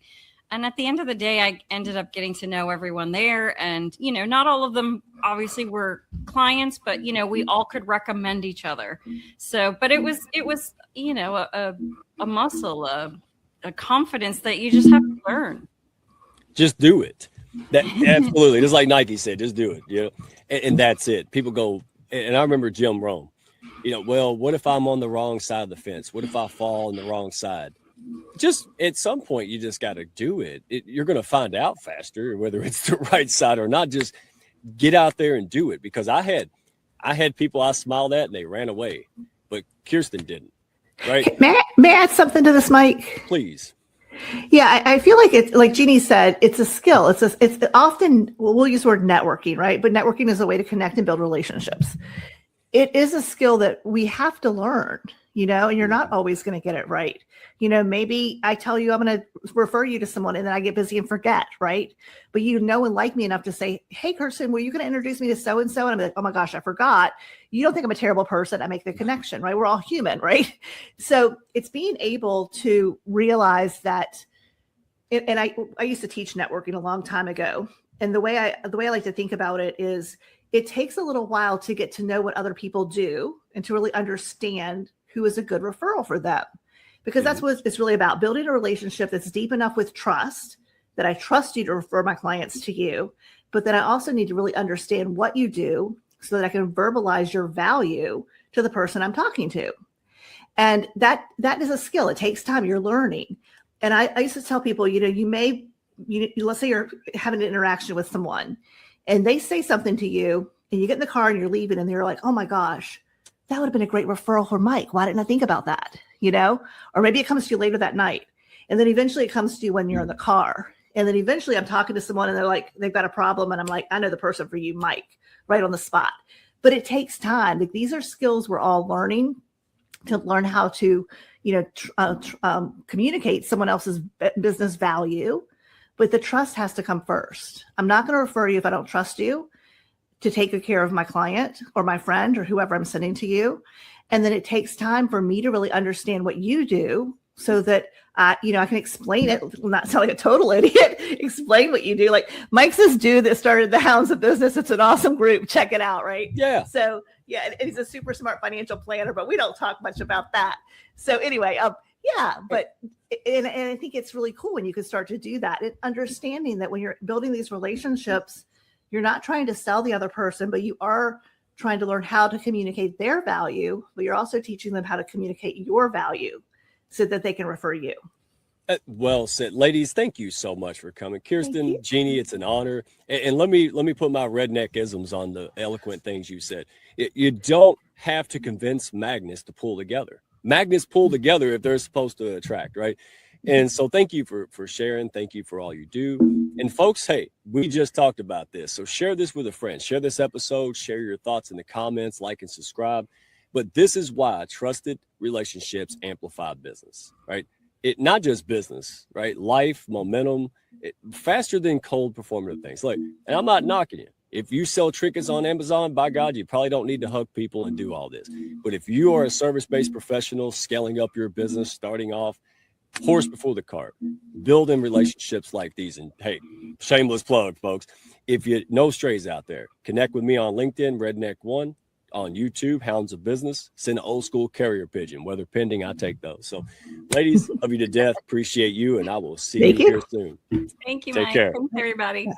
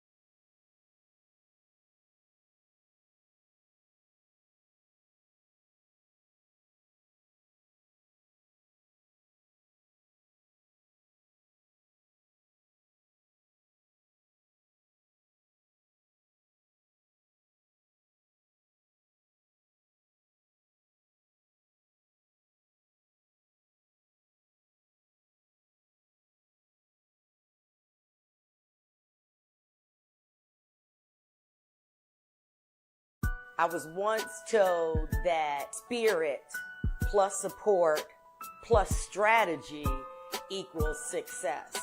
And I think those words really locked in what I am trying to achieve within the Richmond community. But this is bigger than me.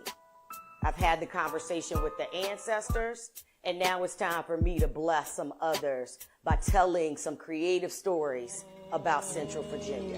Who are the people in your neighborhood? In your neighborhood? In your neighborhood? Say, who are the people in your neighborhood? The people that you meet each day. I said I would never go back to work. However, I pray very specifically for the things I want to see manifesting in my life. I also know that God has a very clear plan for me, and what I'm about to do next is bigger than me. It will bless others and will also get the whole story out there. So as I enter this new chapter in my life, I'm excited, I'm nervous, I'm scared, but I was born ready because this was God's plan. So welcome to my new relationship. Let's see how far we can take it. Spike Punch. Hey, it's Kelli Lemon from the Virginia Wayside Furniture Studio for an all-new episode of 8 at 4. It's Kelli. All right, here we go.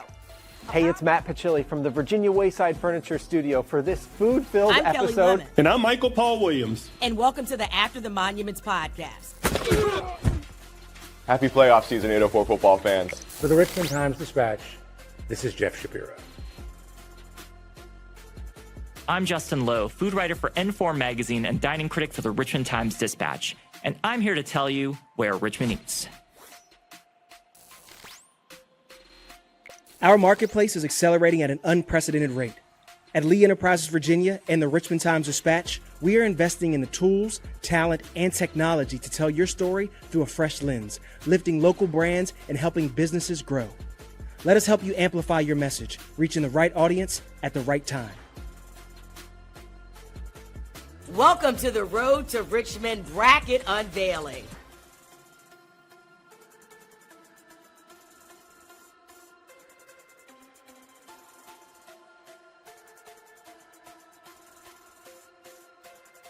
Your zip code determines your destiny.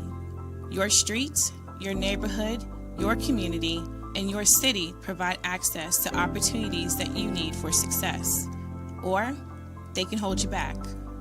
What does Hopewell zip code say about being a city of opportunity? Hopewell, 23860. Poverty rate 21.2%. Unemployment rate 4.7% compared to Virginia's 2.6%. Hopewell, 23860. 127 for health outcomes, 127 for length of life, 124 for quality of life, out of 133 cities and counties in Virginia. Imagine if City Council addressed the conditions within this zip code. Imagine if your government addressed where you were born, grow, live, work, play, and age. What if City Council focused on creating jobs and opportunities for residents to increase their income through workforce programs, provided affordable health care, quality daycare, and invested in after-school programs and pathways to higher education? What if youth and young adults had a place of their own to reach their fullest potential? What if City Council tackled crime, drugs, overdoses, and community safety through the police working with the communities that they protect? What if City Council addressed unjust practices of landlords, healthy housing, neighborhood appearance, adequate lighting, and quality playgrounds? What if City Council found solutions for paving roads, fixing sidewalks, preventing flooding, and creating a walkable and bikeable city? What if City Council invested in family resources, senior services, veteran support, and provided cultural and social events for the community? Imagine if City Council addressed healthy foods, helped local entrepreneurs get their start, and supported small and local business owners that give back to the community. All of these things are social and economic factors. Hopewell is ranked 128 out of 133 in Virginia. All of these factors significantly affect how well and how long we live. Numbers don't lie. All of these what-ifs are possible. They need to be implemented in a plan of action in order to create a city of opportunity.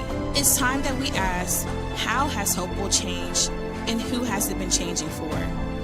Creating a city of opportunity means opening the doors so that everyone can make an impact in Hopewell. It forces those in power to create a seat at the table or to move over. We have a chance to reshape Hopewell's future, to give all a fighting chance for where they may end up in life. This is our zip code, 23860. It's not about creating hope in Hopewell. It's about creating opportunity.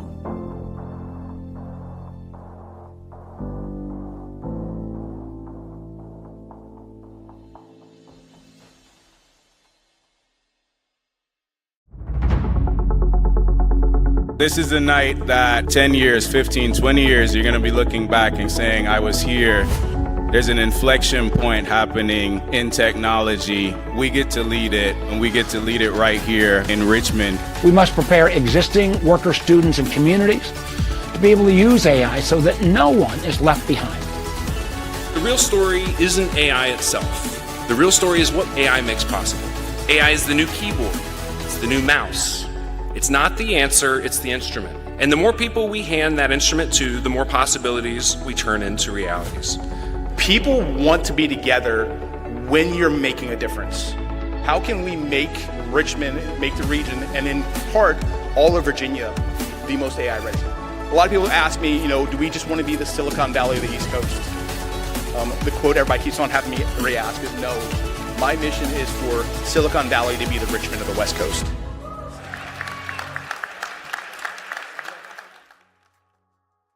Over the years, I've learned that leadership is not about being liked all the time. It's about persistence. It's about showing up. It's about making the hard calls and continuing forward even though the path does not seem clear at the time.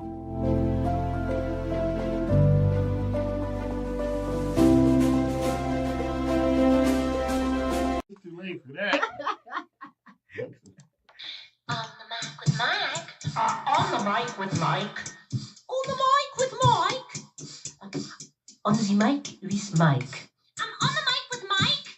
He's like a guru. No, he's a businessman with a great radio show.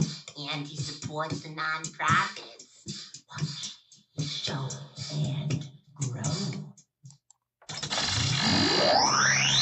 Hey, RBA. This is the Tam. You know another guy named Mike.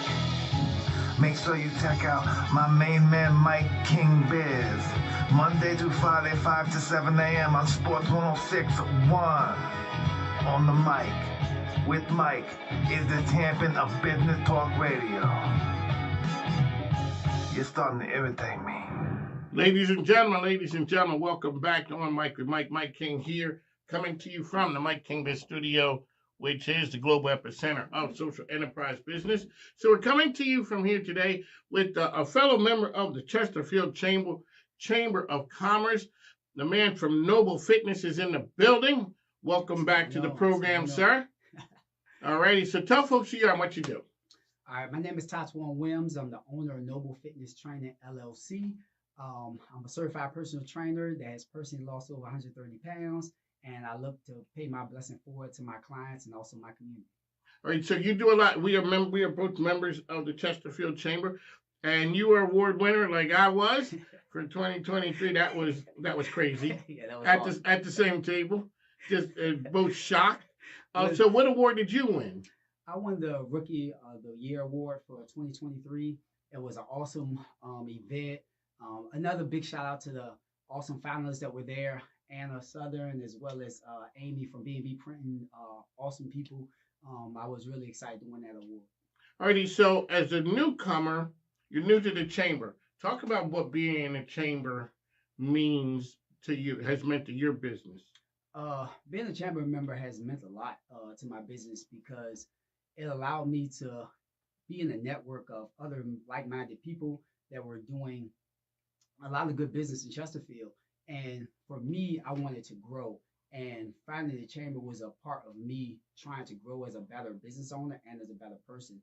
And they just allowed me to connect the dots and be able to help and just learn from a lot of the people that I had met at the chamber.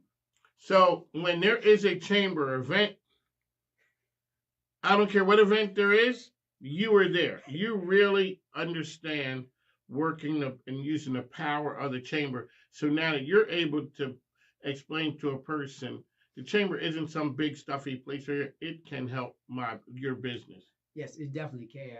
One of the biggest things I've noticed from joining the chamber was I'm not naturally a salesman. Most people hear the word personal trainer and they start going the other way.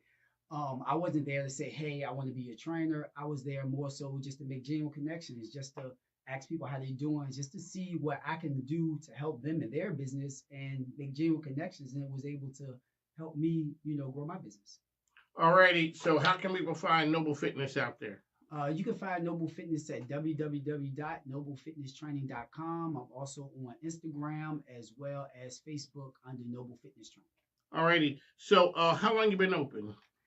I've been in business this year, Mike, makes 6 years actually. Okay.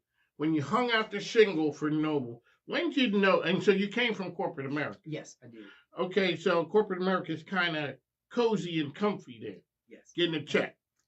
Getting a check. It was different. I always looked at myself as a self-starter, and I felt myself not really growing. And once I felt like that, I wanted to do something more. I had been running my business part-time for 3 years while I was working in corporate America. And when the pandemic happened, my business just went crazy. And it was funny because I was getting calls in and I was thinking that people wanted online training, which I did offer, but they were like, no, I want to come in. I was like, you want to come in? They were like, yeah, because you're the only person I see outside of my wife, or you're the only person I see outside of my husband. They drive me crazy. And I started getting these calls and I decided to take that leap. There you go. When did you know you had something that it would work? Okay, we're going to go to that. So the pandemic happens. You're running your business part-time. It just pushed you to the point where now's the time. Yes, it was definitely a time. And like I said, I had been struggling whether to stay or leave. And it was just that I knew what my career path was going. And I just knew that for me to be free and to be happy, I wanted to leave and start leave my own legacy more so. And that's what you did. All righty. And so what are the hours that you train people? I train pretty much, I do 2 a days. So I train as early as 6 a.m. and I run to about 10. Then I have a break and I usually come back around 4 and I train about 7:30. All righty. Days of the week that you operate? I'm operating Monday through Friday. Okay. All righty. So a person wants to make a dream happen. You took something your thing, you had lost a lot of weight. And so you made that your cornerstone to help out a lot of businesses, people out. What type of trainer are you? One of the hard trainers? You seem like you'll be an easy going. You don't seem like the real taskmaster, like the drill sergeant trainer. No, and that's the funny part I get because I am a veteran. I'm a vet. Noble Fitness is veteran owned. So it wasn't like you went to like boot camp. And all of that foolishness that we did. Not that. No, I joke all the time. I tell my clients, I have insurance, but I'm not trying to use my deductible. Right? So I'm not trying to get you hurt. That's not my goal. My goal is to actually see what you can do and make a program to actually help you. I'm what they call a low impact trainer. I don't have you doing burpees, running on the treadmill because I'm not training you. I joke and I say, hey, if I put you on the treadmill, I might as well train you with a ski mask on because I'm robbing you, right? So what I do is pretty much, like I said, I use weight training and also nutrition to help you get to your goal. All righty. And so a person is there, they come to you. What is it like and how long before you see that light come on to be like, they're starting to get it? Because when they first roll through the door, man, they scared. They're like, okay, I didn't pay this dude this money and okay, I'm going to go a couple of times. Then I'm like, man, I don't want to go. But now all of a sudden you feel the commitment. And then all of a sudden you see where they're like, okay, I see the results. They start to get it. Yeah, and I think that's a big part because a lot of times when people sign up, they don't know how I am. And I'm naturally silly. So I try to make things easy going, right? And one of the things I get them to understand is to believe in themselves. And because anybody can show you exercise, but how can you take exercise, nutrition, and mindset and put them together so they change? And one of the biggest things are the small things that people overlook because they look at fitness as vanity, right? So a lot of times just being able to go up a flight of steps or just feeling more confident, all those things matter. And a lot of times once they put on something they haven't had on in a while and it fits different, it's like, hey, I lost some weight. And now it's kind of getting them into that rhythm. All right, so business, so what's the toughest part about owning the type of business that you own? It's not, I really haven't ran across too many big obstacles. I love my business because it's my passion. This is something I personally went through. So for me, that is not really a big obstacle to show up for others. That's just in my DNA. I just want to help others. All right, let's talk about when the point that drove you, because you got a story. You got a story. Let's go to what your story was, how you got to the point to create the basis for Noble. Well, pretty much I struggled with my weight majority of my life. And later on in life, I probably was about around 30. And my weight had got up to about 300 pounds. And I started to struggle with different anxieties that I never dealt with. So I remember the date like it's yesterday, 12/21/08. I woke up, I had a 5X shirt on, and I didn't recognize myself. And I just looked in the mirror and I broke down crying. And I prayed and I said, God, if you help me lose this weight, I promise you'll never see this man again. And that day I stopped eating fast food. I didn't know what personal training was. I just started reading books, asking questions. I go to the gym. I ask a couple guys, hey man, not being funny or anything, could you show me how to, get my arms bigger or, how'd you lose your stomach? Some guys will help me. Some guys be like, man, get out of here, go get a donut. But I knew I couldn't stop. And before I knew it, 18 months later, I had lost 130 pounds and, I decided to take that and help other people. Alrighty, how can we find Noble Fitness out there? You can find me at www.noblefitnesstraining.com. You can also find me on Instagram and Facebook under Noble Fitness Training as well as Google. You are sort of the rock star in the Chesterfield Chamber community, helping people out. Yeah, some folks are there totally believe in what you do. And so congratulations for that, as well as winning the award. It is being at the chamber is part of the community. Yes, it is. So shout out to Danielle. Yeah, definitely shout out. Shout out to Danielle and the chamber and all the good folks over there. On the mic with Mike. So we're here. We got to run. You guys take care out there. We are the best business radio program.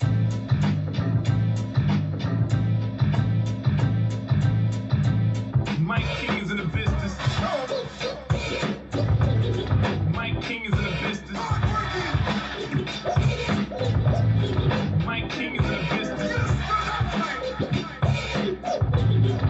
Mike King is in the business, man. All righty, folks. So that is one of the promos. I always say make sure you take a listen and support our sponsors and advertisers because the microphone ain't free. Plus, my grandkids need stuff. Mike with Mike from Michael Mike. From the Michael Mike. Michael Mike. My name is Isabella and you're listening to MIKEKINGBIZ. Hubby, that's my scam. All right, we'd like to thank my man here for coming in on the mic with Mike. We do talk to the best and the brightest. Thanks, now. Take care. Thank you. I appreciate you.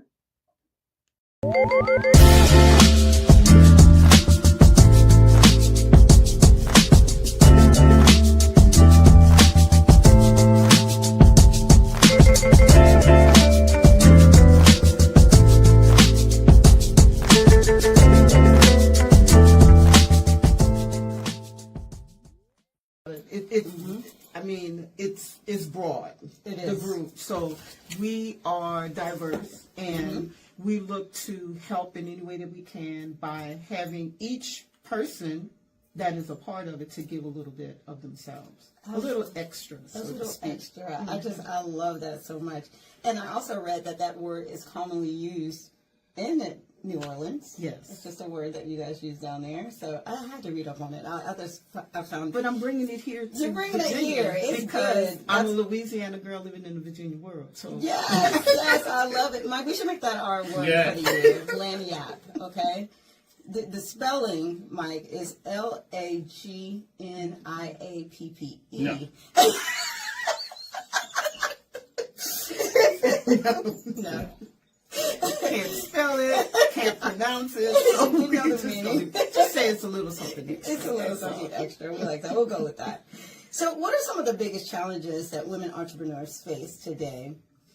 And how does your organization help with that? Because I am a member of your group, your organization, and I know that there are tons of different women that come to the meetings every month, and from all different, like you said, walks of life, in all different stages of their career. Some are just getting started, and and I always learn something. The community, the collaboration, the support, I just always learn something there. There are other realtors in that group, but there's no competition anything like that. And that's what I love about coming to your meetings.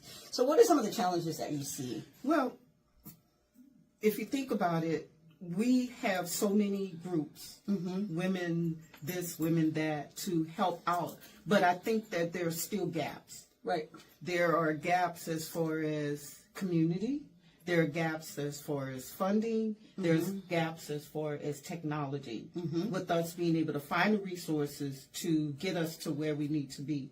And through this tribe, that's what I call us, through this tribe, that's something that we're looking to do. We're looking to fill in those gaps where there are issues. So like you said, there are several realtors, right? There are other folks that are, it's broad, right? But you're not competing with each other. No. You're collaborating where you can help each other. It's a community. It really is. Just like a family, right? I love it. Yeah. So that's what we are. We're about family. We're about connecting. We're about finding ways that we can get the person to where they are to a higher level. I love it. Sense. I love it.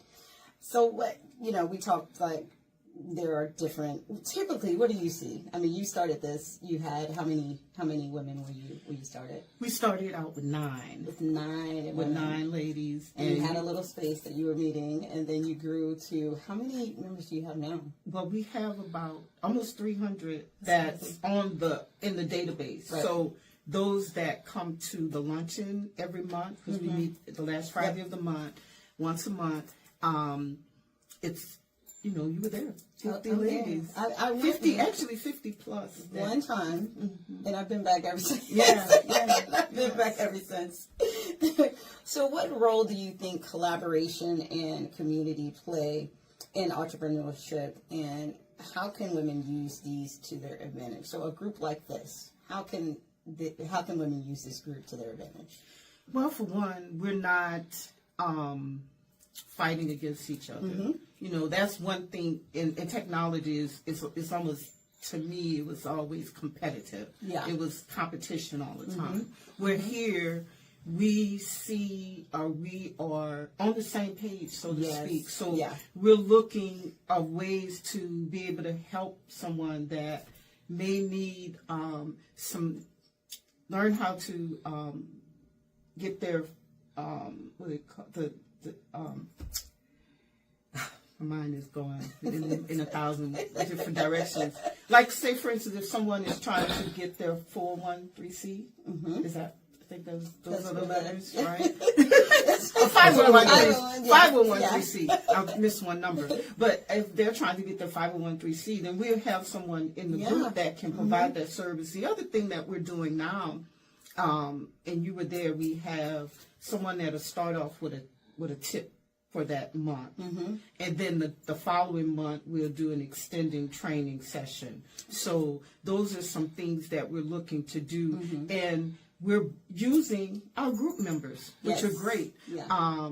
We will have guest speakers to come in, but I think the point is to use your family and that's the great part of it. And this month we're doing taxes. We're doing I'm taxes. definitely going to be at that class. So I need help with Yes. that. Yeah, and I'm in the process of writing a book, and Pam is going to be helping me with that. Yes. So I met her in the group, so that's super cool. And so you do a lot. Your energy is amazing. Okay, that's what kind of drew me to you. And I love the way that you love on other people. Okay, you have this sense of like you want to see people do well, and I love that about you. Not to mention your orange, honey. I love it. Boots, that's why blazer, that's why I call you Sunshine. and business. That's why I call you Sunshine. That's me. That is you all the way. So you do a lot for others.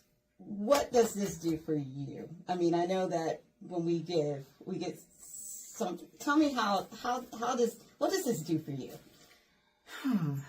Man, I think so. Went through Hurricane Katrina, being homeless. What? Yes, we were homeless. We were homeless. After Hurricane Katrina? Yes. And you made it through all of that. And I made it through. It's resiliency, and for me, it's the thing of keep going. Yeah. The process of never giving up, never laying down. And when I see that in the group, and that's my drive, to be able to help people flourish, to help them move forward and not be afraid to step out of their comfort zone. This is stepping out of my comfort zone. I would never be able to tell. When you say you were nervous, I'm like, you? Like, what? Oh, yeah. Oh, yes. I'd rather talk about others than to talk about myself. Yes. And again, that's one of the reasons why I love you so much. So, let's skip forward. Where do you see WNC in Lanyap going? in 3 to 5 years? Where do you see this going? Well, I think I would like us to grow nationwide. Not just here in Virginia, but I want it extended, even overseas, right? Ooh, I like it. I would love every entity of WNC Lanyap to also have the same mindset. So no matter where it is, you will be able to see the same thing. Just like when you see me, I have my orange, I wear the boots and the blazer and so forth. Well, I want them to see and have the same mindset when it comes to building this tribe. And anyone that have the mindset of helping others, then I think they need to be a part of the group. Your shoes are going to be hard to fill, but I think that's definitely possible. I see, a lot of us, it's amazing. I'm a praying woman. Yes. And, we pray before we get started. I love that too. And I think being led by the Holy Spirit, I think we can accomplish this. And, I think we can do it together. Yes. Yes. And I think anyone can do anything together. We just have to be on the same page. Yeah, exactly. So for those that are interested in joining WNC Lanyap, I love saying Lanyap. I don't know, something my word. Well, how can they reach you? Well, we do have a Facebook group. You can find us, WNC Lanyap. And on my website, H-Rich Networks, you can also find information about the group and so forth. Okay, so Facebook and your website. And all over social media. All over social media. Can you give us your website? HRichNetworks.com. HRichNetworks.com. This has been amazing. And you did great. Oh, thank you so much for joining me. Thank you. And I got to tell you, this is just from my own personal, opinion about the group. If you are a woman, if you're an entrepreneur, and you are looking for a community, you're looking for a collaboration, just come to one of these meetings. I went to one meeting, and I've been coming I have not skipped not one, and I'm sure you'll do the same. You'll just love it. So Thank you again for joining me. Thank you. You're so welcome. Thanks, guys. The champ is here! The champ is here!